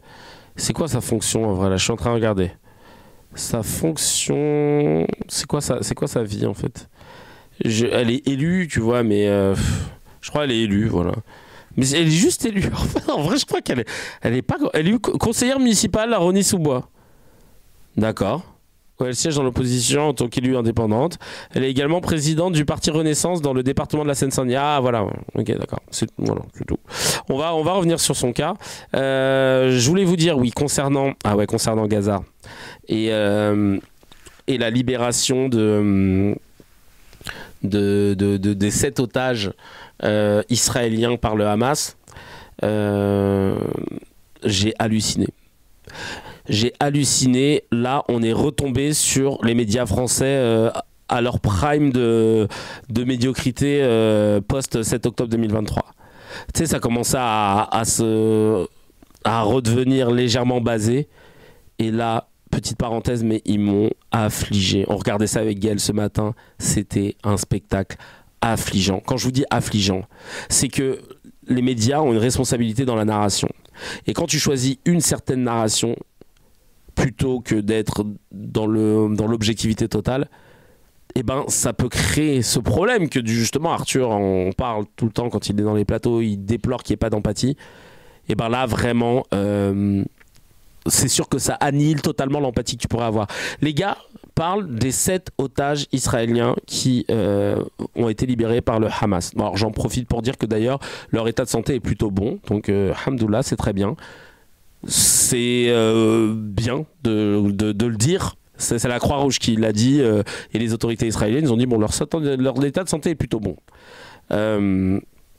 Parce que vous vous rappelez comment ils en avaient fait des caisses quand ils avaient eu la vidéo de ce pauvre otage israélien qui était amaigri. Et ils ont commenté son état d'amaigrissement comme si les bébés palestiniens ne l'étaient pas eux aussi. Et ils ont vraiment décidé de mettre un coup de projecteur uniquement sur la souffrance de cet otage-là au détriment de tous les autres Palestiniens civils qui étaient en train de périr. Et ce qui m'a rendu ouf, c'est qu'ils ont décrit la vie. Alors ça, c'était sur France Info, mais BFM aussi a fait pareil. CNews après Siemi, mais il y avait un peu plus d'infos d'un peu de tout bord. Sur France Info, ils ont commencé à décrire la vie, la backstory des 7 otages qui ont été libérés. Ils ont montré leur visage, leur nom, leur âge, et la vie de ma mère, ils n'avaient strictement rien à dire. En tout cas, ils les ont humanisés. Parce qu'ils sont 7. Je les ai jamais vus humaniser des Palestiniens. Nous, à chaque fois, c'est les Palestiniens, les prisonniers. On veut pas dire que c'était des otages, etc. Et là, ils ont commencé à décrire toute leur life. Et à un moment, ils ont dit oui, il y a cet otage qui était le plus âgé des otages libérés. Et quand j'entends qu'il était le plus âgé, je me suis dit, ah ouais, il avait quel âge? Ça devait être un yeuve et tout, s'il le souligne. Le frère, il avait quel âge? Il avait 48 ans. C'est-à-dire que c'est un détail, vous allez me dire, bah, c'est quoi le... Rendez-vous compte de la façon dont ils ont mis l'accent sur le fait qu'il était plus âgé juste parce qu'il a 48 ans. Parce qu'ils ne savaient pas comment renforcer le drama. Vraiment, il y en a une carrément, elle avait la gorge nouée quand elle a dit ouais, là ils n'ont pas rendu les corps, ils ont rendu, je sais plus, le corps d'une maman. Ils vont le rendre plus tard, le Hamas. Donc vous vous rendez compte que quand même à quel point c'est monstrueux ce qu'on fait vivre aux familles. Et tu sais, elle était là, genre le ton qui baisse comme ça, monstrueux, ce qu'on fait aux familles. T'as envie de dire, mais cousine, ça va toi? Genre ça, c'est monstrueux de pas rendre un corps tout de suite. Mais tout ce que t'as vu jusqu'à présent en Palestine, c'est comment? C'était pas monstrueux? Il te faut combien d'images pour que tu parles avec la même sincérité? Idem. Toujours dans cette backstory, tous les 7 otages, on avait, voilà, lui, il dansait à ce moment-là, quand il a vu les machins arriver. À la base, il travaille dans un restaurant, il aime le piano. Tu sais, il nous raconte toute la backstory. C'est pas un moment, il raconte l'histoire d'un des otages qui a 38 piges. Vous savez ce qu'ils ont dit? Ils ont dit, je rappelle que cet otage, son frère avait lui aussi été kidnappé. Son frère, qui était diabétique, avait été kidnappé et avait finalement été relâché en janvier dernier. Les mecs, ils ont souligné son frère qui était diabétique. Mais Chacal, tu veux... Genre, vraiment, il fallait que vous trouviez un truc, mais qui soit triste pour appuyer le... Son frère qui était diabétique. Et Zarma, tu veux qu'on soit là, genre... Attends. Son frère...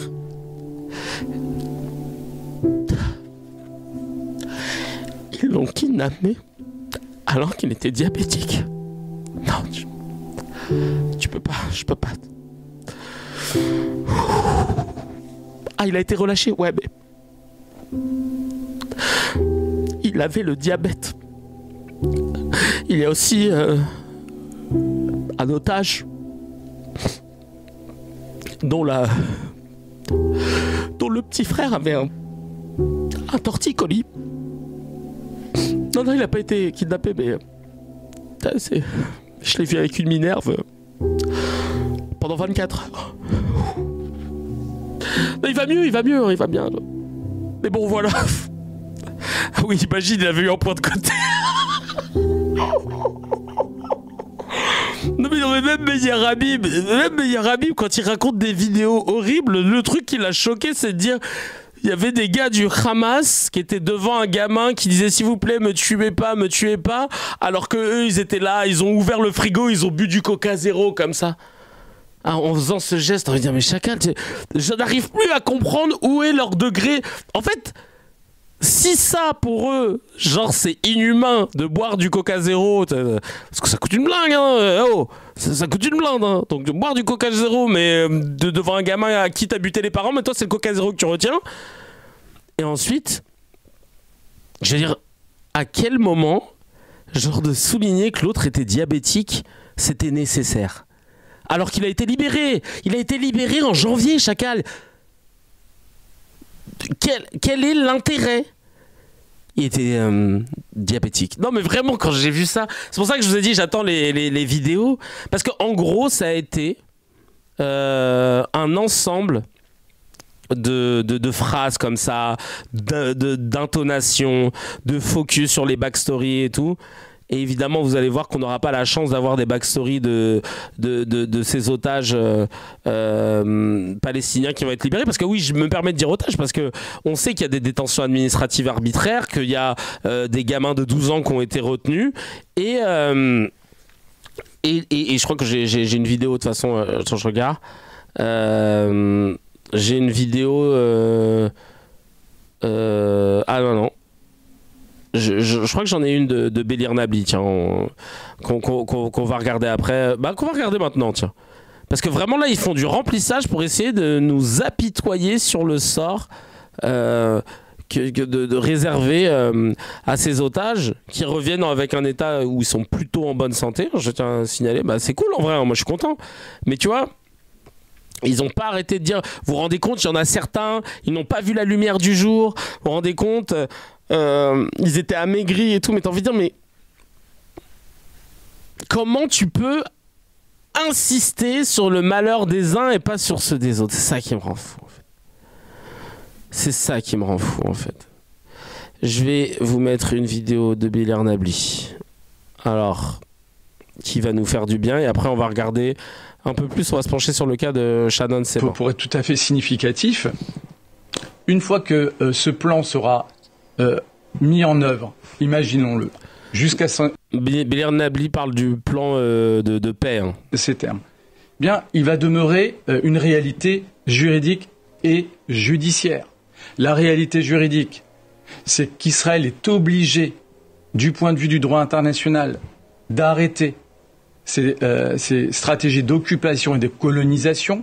Or, politiquement, personne en Israël, aucune figure alternative à Netanyahou n'incarne précisément le choix de la désoccupation des territoires occupés et de la décolonisation de la Cisjordanie.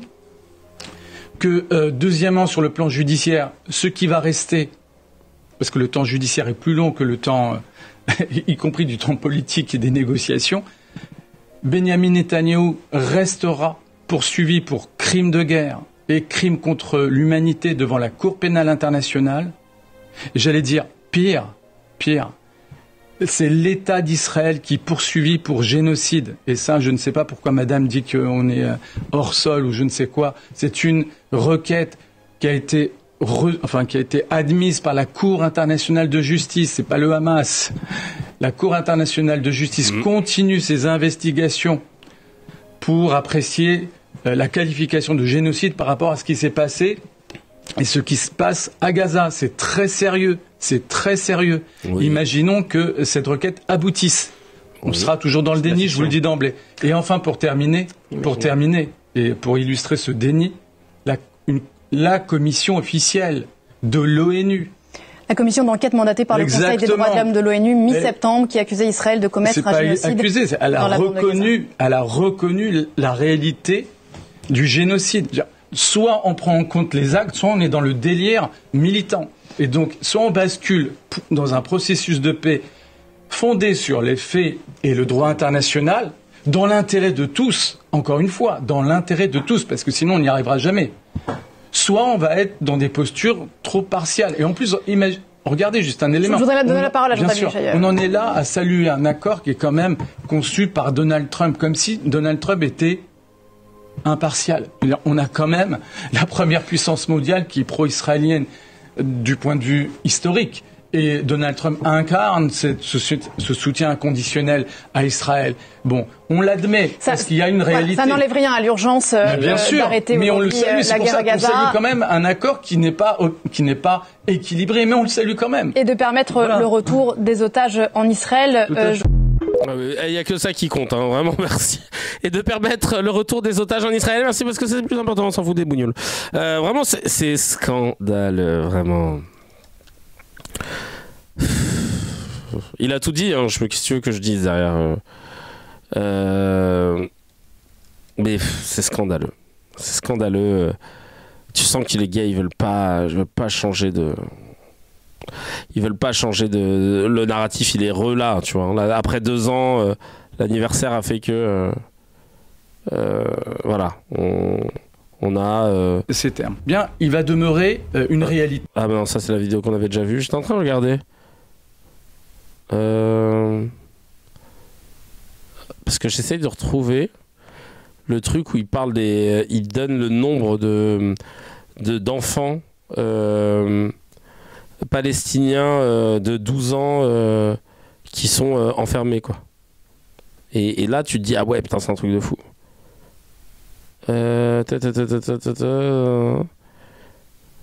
Non, bah écoute, je l'ai plus. Je suis en train de regarder, mais bon, Bélir, voilà.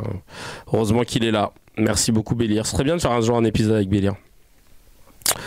On va bélirer ensemble. Allez, après cette bonne vanne, on va de ce pas regarder. Qu'est-ce qu'elle dit, Shannon Seban? Ouais, Seban. Concernant le nouveau gouvernement Le Cornu. L'esprit de conquête en 2017, si Emmanuel Macron avait dit oulala, de toute façon on va pas gagner.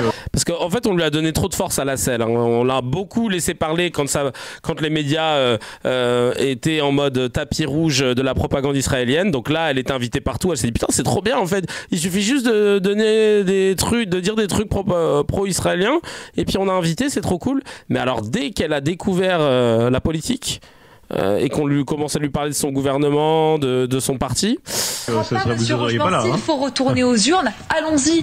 S'il faut retourner aux urnes, allons-y. Il ne faut pas avoir peur du débat, encore une fois. Vous dites qu'il ne faut pas avoir peur, mais vous avez peur puisque vous êtes contre la dissolution. Au contraire, mais parce que je ne pense que ce n'est pas la solution. Mais ça, c'est un peu compliqué si vous voulez le dire. On va retourner aux urnes. Mais comme on pense que les gens ne vont pas voter comme on voudrait, on préfère ne pas y aller. Pourquoi retourner aux urnes? Parce qu'il y a juste une légère petite crise politique. Une vaguette, un tremblement. La France n'a jamais été dans une situation aussi bonne. Emmanuel Macron n'a jamais été aussi populaire. Ne prenez pas ce ton arrogant et narquois. Mais non, c'est pas arrogant, mais pardon, ne prenez pas ce ton arrogant et narquois. Est-ce qu'on aura une majorité? Narquois, oui, j'en conviens. Est-ce qu'on aura une majorité à l'issue d'une dissolution? Mais vous n'en savez rien. C'est au peuple de décider. Vous comprenez? Ça s'appelle la démocratie. Nous sommes dans une impasse complète. C'est pitoyable ce qu'on voit depuis une semaine. La meuf, elle est en train de te dire que c'est pas la démocratie qui peut permettre d'avoir une meilleure démocratie. La première à le reconnaître. Et alors, le seul moyen, c'est de retourner au peuple. Il y a un nœud démocratique qui doit être. En fait, elle essaye d'avoir une position, mais en même temps, elle se dit putain merde, c'est aux antipodes de ce que je. Ah merde. Trancher. Je ne vois pas qui d'autre que les électeurs peuvent le trancher. Shannon, c'est bon. Pardon, c'est vrai que c'est difficile de décider avant le peuple français ce qu'il va voter. Il est libre de voter ce qu'il veut, ça c'est sûr. Enfin, moi je rappelle quand même qu'il y a quand même des députés qui ont été élus en 2024. C'est difficile avant qu'il vote de dire ça n'amènera rien. Vous pouvez pas dire ça. Il n'y en a pas eu beaucoup. La dissolution d'Emmanuel Macron, tout le monde l'a critiqué. Non mais encore une fois, alors déjà tout le monde l'a critiqué. Aujourd'hui, vous la désirez tous. Mais bien sûr. Bien sûr, parce qu'elle est inévitable. Elle est inévitable. Mais elle est inévitable parce qu'il y a eu celle de Macron avant. Elle sera inévitable. Bien sûr. Si chacun des députés de cette assemblée décide effectivement de ne pas travailler dans un esprit de responsabilité. Je peux vous assurer. Les esprits de responsabilité. Ils ont décidé de se la faire. Elle doit être au bout de sa vie. Mais je comprends pas parce que quand je parlais d'Israël, personne me coupait la parole. C'est la trop langue de bois. Donc on fait quoi? On dissout et après quoi? Ils sont tous saoulés de sa gueule. C'est trop langue de bois. C'est vrai que c'est de la langue de bois. Après quoi? Vous dites, il y a une élection. Vous savez très bien ce qui va se passer en cas de dissolution. Donc il va y avoir un coulage accéléré. Si vous regardez sur la base des sondages, il y a des projections qui sont faites de sièges. Il va y avoir un coulage accéléré du camp auquel vous appartenez, du bloc central. Ça va éclabousser de tous les côtés. Donc ça va éclabousser sur la gauche. Vous aurez des gens qui voudront trouver une valeur refuge, qui iront au Parti socialiste, chez Raphaël Glucksmann. Vous aurez des gens où ça va éclabousser sur la droite. Ça ira non pas chez LR parce que LR est une non-valeur à ce stade, mais peut-être directement. Notez bien, trop langue de bois. C'est la quantité qui gêne, pas le principe, je te jure. Trop là. Il y avait 2 litres de trop là, 2 litres de trop. Une lichette, un peu trop. Voilà, la réalité de cette personne. C'est les gens à qui, comme Meilleur Habib, Yadan et compagnie, on a donné trop de force pendant la post-7 octobre 2023 où ils avaient à la carte, ils avaient les clés du plateau. Et d'un coup, quand on parle vraiment de politique, quand on dit les termes, quand on met les pieds dans le plat, là, il n'y a plus personne. Shannon Seban, qui m'a saoulé, c'est bon, t'arrêtes. C'est une femme politique donc, qui est née, qui a grandi en Seine-Saint-Denis, qui était conseillère municipale à Rosny-sous-Bois et qui est en charge des luttes, en charge de la laïcité et de la lutte contre les discriminations. Et elle est également présidente du Parti Renaissance dans le département depuis janvier 2023. Voilà, si je peux. Elle est diplômée d'un master de management à l'EM Lyon. Voilà, elle a fait un programme d'été en relations internationales à Cambridge et voilà, et elle a publié en 2025 un nouveau ouvrage intitulé Française, juive et alors. Elle dit qu'elle a été beaucoup victime d'insultes antisémites. Elle a été candidate aux élections législatives de la 4e circonscription et s'est lancée dans la campagne des élections européennes en 2024 en tant que candidate de la majorité présidentielle pour la Seine-Saint-Denis et elle a perdu. Oui, Yadan, on lui a même ouvert les portes de l'after-foot, je te jure. Et maintenant, je vais vous lire sa biographie selon son communiqué de presse.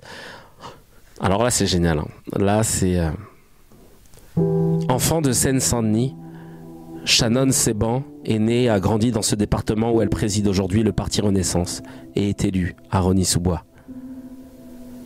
Issue d'un milieu modeste, aujourd'hui responsable des affaires publiques dans le secteur des télécommunications, elle a souhaité montrer à travers son parcours que les stéréotypes sur les jeunes de quartier sont justes et infondés. Femme de terrain et d'action, elle accompagne régulièrement des jeunes dans leur parcours professionnel pour lutter contre l'autocensure. Elle a par ailleurs fait de la lutte contre le racisme, l'antisémitisme et l'homophobie sa priorité et travaille à promouvoir le vivre ensemble, la laïcité, le dialogue interreligieux, Interreligieux. Ouais, il y a un effet là-dessus. Pro-européenne convaincue, elle est aujourd'hui déterminée à mener ses combats au Parlement européen et à y apporter la voix de notre jeunesse. De notre jeunesse. Alors que elle n'a jamais revendiqué son identité juive, Shannon Seban, jeune femme entrée en politique en 2019, est victime en 2023 d'insultes antisémites de l'extrême droite. Ils lui ont dit « ton nez de juive ». Puis en juin 2024, elle est victime de l'extrême gauche qui lui ont dit « dégage, sale sioniste ». Il y a quand même un truc, c'est... Il y a... Ton nez de juif, c'est antisémite, hein. Sale sioniste, le sale est pas joli, mais... Voilà, quoi, ça n'a rien à voir, oui, je sais pas, moi, je la tue. C'est plus... Voilà, Ah, tu m'as envoyé la vidéo, merci pour les prisonniers de 12 ans, voilà. On va regarder ça. Hop, hop, hop. Alors.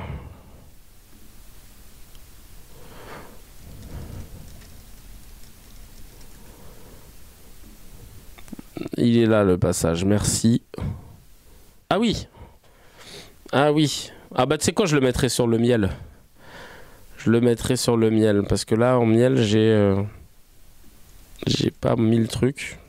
Parfait. Donc en gros voilà voilà la Shannon. Shannon, députée macroniste qui vient sur les plateaux pour dire qu'elle combat le RN. Hein. Et cette hypocrite, elle dit en gros qu'il faut combattre l'immigration. Et donc pour battre le RN, elle est prête à reprendre leurs idées en fait. Je sais pas comment expliquer, mais c'est regarde, on lui a donné trop d'importance. Ni Rassemblement National, ni la France Insoumise. Vous les mettez au même temps les deux. Quand vous regardez aujourd'hui le fait que le Rassemblement National arrive à attirer près de 11 millions de Français, il y a une question à se poser. Moi, si vous voulez, je combats le Rassemblement National sur le terrain des idées. Quand vous regardez les instances de l'Assemblée nationale, je crois que le Rassemblement National est parfois représenté dans certaines instances, dans certaines commissions, et ça c'est important, il le faut. Maintenant, là où on a échoué, et je pense qu'il faut aussi le reconnaître, c'est que nous n'avons pas su répondre suffisamment aux attentes de ces 11 millions de Français si on parle du Rassemblement National.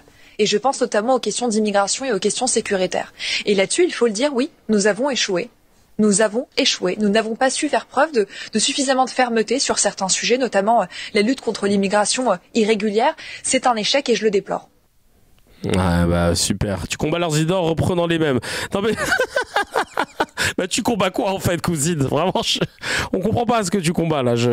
Et là, c'est là que dès lors qu'on sort du sujet Israël-Palestine, ah bah là on voit que ça y est, hein, elle est d'une médiocrité. Elle se fait laver par n'importe qui. Vraiment, dès qu'il y a quelqu'un qui est opposant, là c'était Daniel Obono, député LFI, qui l'a lavé. Regardez. L'élu de la nation, merci pour cela, mais par pitié.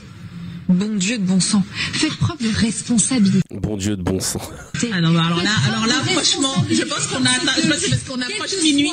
C'est parce qu'on approche minuit que maintenant, en fait, ça va partir dans tous les sens. Une macroniste dont le président a expliqué que la dissolution était une grenade dégoupillée envoyée, y compris dans les jambes de sa propre coalition. Et c'est à nous qu'on demande de faire preuve de responsabilité. Non, franchement, c'est énorme. C'est énorme. Ce que je veux vous dire, vous êtes pas ensemble, l'une après l'autre, Madame Obono. De la crédibilité. Vous êtes les derniers à pouvoir vous permettre de dire quoi que ce soit.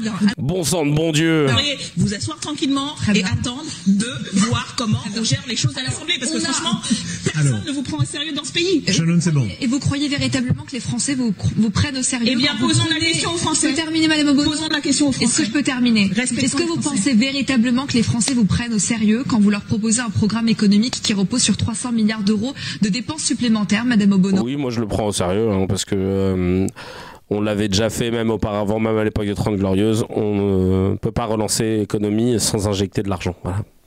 On peut pas attendent un miracle, que ce soit les gens qui taffent encore plus pour pouvoir relancer la machine par je ne sais quel moyen, parce que je veux dire, il n'y a que 24 heures dans une journée, et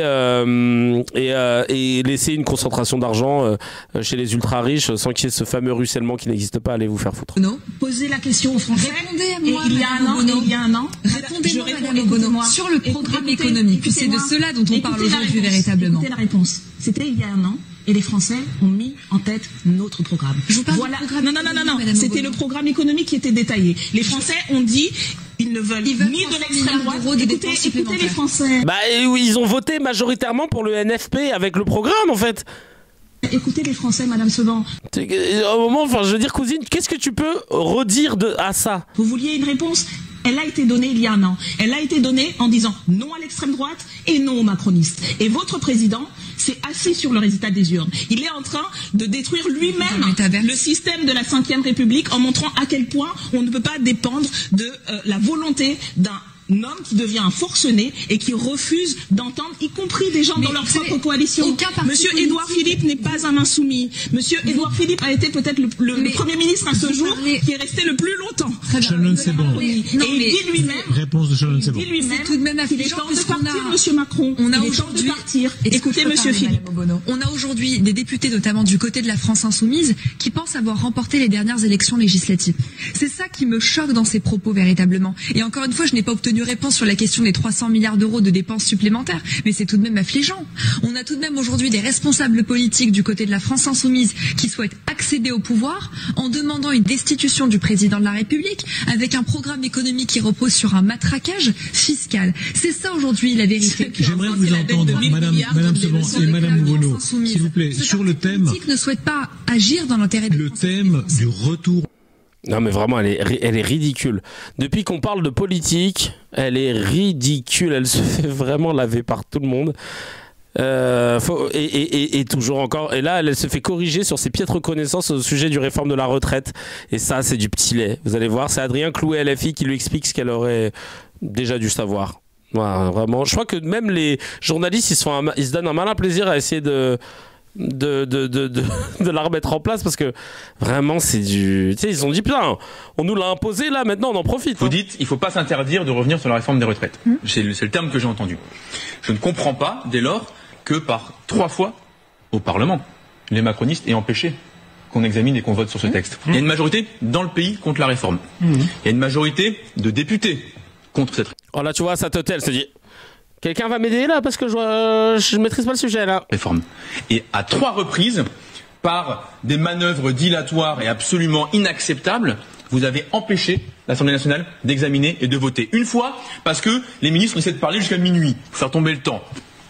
Une fois, parce que vous avez employé des règles qu'on appelle les règles budgétaires sur l'article 40 pour les gens qui éventuellement n'auraient pas encore zappé sur le sujet, et en nous empêchant d'examiner des choses qui coûteraient de l'argent. Parce que ça coûtait 1 milliard, alors c'est terrible. Alors 211 milliards aux entreprises, on peut les donner, mais 1 milliard pour les retraités, on peut pas. Et troisièmement, vous avez pondu un conclave, alors là, vraiment le summum, quoi, truc qui ne servait à rien. Les gens sont retrouvés pendant 4 mois, ils ont discuté de tout, puis à la fin ils ont dit bon, on votera sur rien. Bon. Là, carrément tout le monde se marre là. Donc, ça fait des années que vous utilisez tous les moyens légaux au Parlement pour empêcher l'expression d'une majorité. Et là, ce soir, vous nous dites, en fait, on y est prêt. Mais en fait, ça fait des années que vous dites la même chose, et qu'à chaque fois, c'est juste pour gagner du temps, parce que vous avez envie de rester à la gamelle 1 semaine de plus, 2 semaines de plus, 3 semaines de plus. Oh le bâtard, la gamelle. Donc moi je suis sans aucune confiance et sans aucune espèce de croyance en... Là je peux vous dire que Shannon elle est en train de se dire purée de pommes de terre, venez on parle de... On peut pas parler d'Israël là, parce que je suis... Là je maîtrise pas là, hein. Je vais pas te mentir... Dans votre parole sur ce sujet. Moi, je trouve que le sujet des retraites, il ne faut pas l'écarter. Je pense qu'il est central au cœur du débat, notamment dans les prochains jours qui arriveront. Par contre, je sais qu'effectivement, Adrien Clouet et ses collègues de la France Insoumise sont très peu à l'aise avec les chiffres. Mais la réforme des retraites, c'est 50% de la dépense publique et 14% du PIB. Donc, quand on est dans 50% de la dépense publique, les retraites. Donc, quand on est effectivement dans une situation dans laquelle le pays est engouffré avec une dette qui est absolument considérable, oui, 50% de la dépense publique, monsieur Clouet. C'est 293 milliards les dépenses de retraite. Vous allez me dire que les dépenses publiques, c'est 500 milliards. milliards. Mais Monsieur Clouet, votre programme économique repose encore une fois sur, et j'ai eu l'occasion de le rappeler à votre collègue Daniel Obono, 300 milliards d'euros de dépenses supplémentaires. C'est à vous que vous souhaitez qu'on confie les clés du pays pour réduire le déficit économique et pour rétablir les comptes publics? Non, je ne le crois pas. Ah bah pour le coup, vous trompez d'un zéro dans vos échelles, donc il vaut mieux qu'on prenne les commandes. Donc là, c'est génial parce qu'elle vient de dire que les retraites, c'est 50% des dépenses publiques. Hein. Alors que c'est 14%. Moral d'un point de vue économique, Monsieur Clouet, très sincèrement, merci de garder le silence. Madame Seban, les dépenses publiques, c'est à peu près 1650 milliards. N'importe quoi. Et les retraites, à peu près 290 milliards, donc on est loin des 50%. Donc 290 milliards, c'est pas. Donc 290 milliards, c'est loin d'être très peu. Donc, non, j'ai pas dit. Alex, c'est loin. Non, pardon. 14%, c'est du PIB, pardon. Je vous ai dit de la merde. Je viens de m'en souvenir. C'est 14% du PIB. Non, mais, passage à tabac, là. Je me permettais juste de vous corriger le pourcentage. C'est 14% du PIB. Ça, c'est vrai, je l'ai vérifié. Mais regardez, elle a dit oui, c'est 50%. Les retraites, c'est 50% des dépenses publiques. 290 milliards, c'est pas. Donc 290 milliards, c'est loin d'être très peu. Donc, et ça, c'est une bonne technique de rhétorique là, des politiques là, de pas dire j'avoue, je me suis trompé, et de toujours dire oui, mais 293 milliards, c'est quand même beaucoup. Donc je suis désolé, c'est 14% du PIB. Et hop. Non, j'ai pas dit ça. Je me permettais juste de vous corriger le pourcentage. C'est 14% du PIB. Et donc au final, elle aura pas dit non, j'avoue, je me suis trompé, j'ai dit de la merde. C'est dingue, hein. Vraiment. Vous avez, il y a Ali en commentaire qui dit vous avez tous tort et elle a raison. Car si on suit sa logique de cette dame, elle ne connaît pas les chiffres et on est surendetté. Donc tout à fait normal quand on laisse des clés à des incompétents. Bah oui. Qui était au pouvoir? Non, vraiment. Qui était au pouvoir là pendant toutes ces années? Ça fait 7 ans là pour l'instant, 7, 8. Tout ça pour dire que je sais pas quelle est la force qu'on lui a donnée à cette personne, mais il va falloir arrêter là. Là, Shannon, c'est bon, on veut plus. On passe au no comment. Allez, c'est parti, le no comment.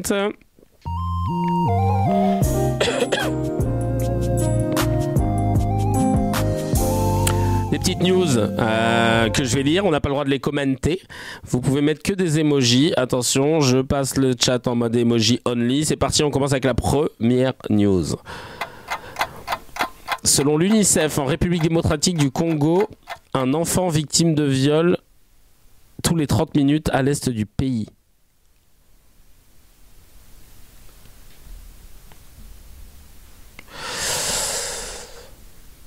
Le maire d'Aix-en-Provence, Sophie Jossin, UDI, a fait passer 75 € de fossiles. La maire d'Aix-en-Provence a fait passer 75 € de fossiles en note de frais un 31 décembre.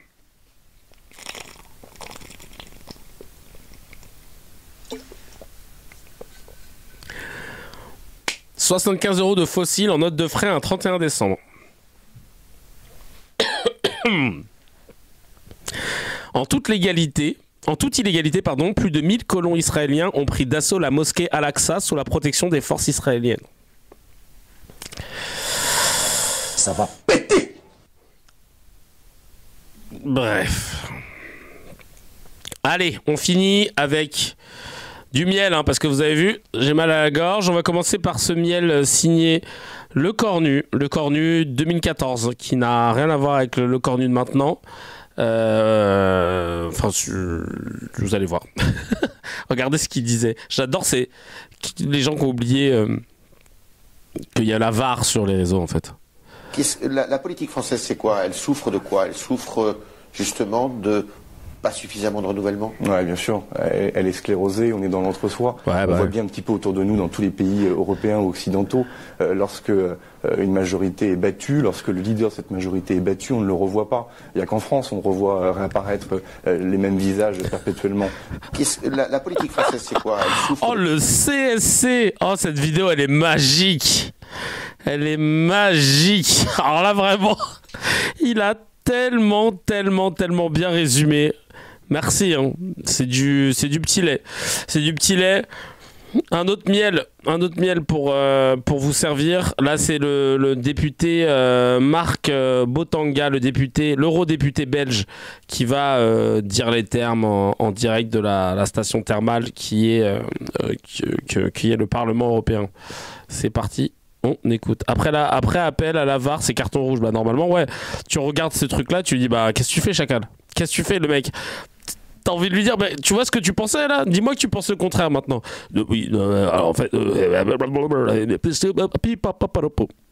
Libéré par le Hamas, Israël a été obligé à relâcher des prisonniers palestiniens. Et on parlait des prisonniers palestiniens, des gens qui ont dit que c'était des dangereux terroristes. En fait, j'ai été regarder les prisonniers palestiniens qui ont été relâchés. Il y avait 69 femmes, 21 enfants, dont le plus jeune avait 12 ans, enfermés, emprisonnés, sans procès, sans même accusation ou condamnation, par Israël. En d'autres termes, des otages de l'État d'Israël. Israël est donc aujourd'hui un État qui pratique la prise d'otages des Palestiniens innocents. Comment est-ce possible que cette Assemblée se tait sur cela? Comment est-ce possible que nous soutenons toujours Israël, que nous continuons à financer cet État? Ce n'est pas une démocratie, c'est un État voyou. Nous avons besoin aujourd'hui de humaniser ces prisonniers palestiniens et de faire pression pour qu'ils soient libérés. Vraiment du miel de Manoukan. Vraiment du Manouka, je sais plus. Bref, franchement, il nous a fait plaisir. Merci à Marc pour ce miel de qualité. Merci à toutes et à tous qui étaient là. Ça fait plaisir pour cet épisode 125 de CKR. Et puis on se retrouve demain en matinée aussi pour le prochain épisode avec toutes les thématiques que je vous ai annoncées. N'oubliez pas de prendre vos places si c'est pas déjà fait ou si vous voulez l'offrir à quelqu'un d'ailleurs. Sur Tout le monde le sait, samedi, ça va me faire trop plaisir de pouvoir vous rencontrer et de vous revoir pour certains. Je vous dis à très vite. Ciao.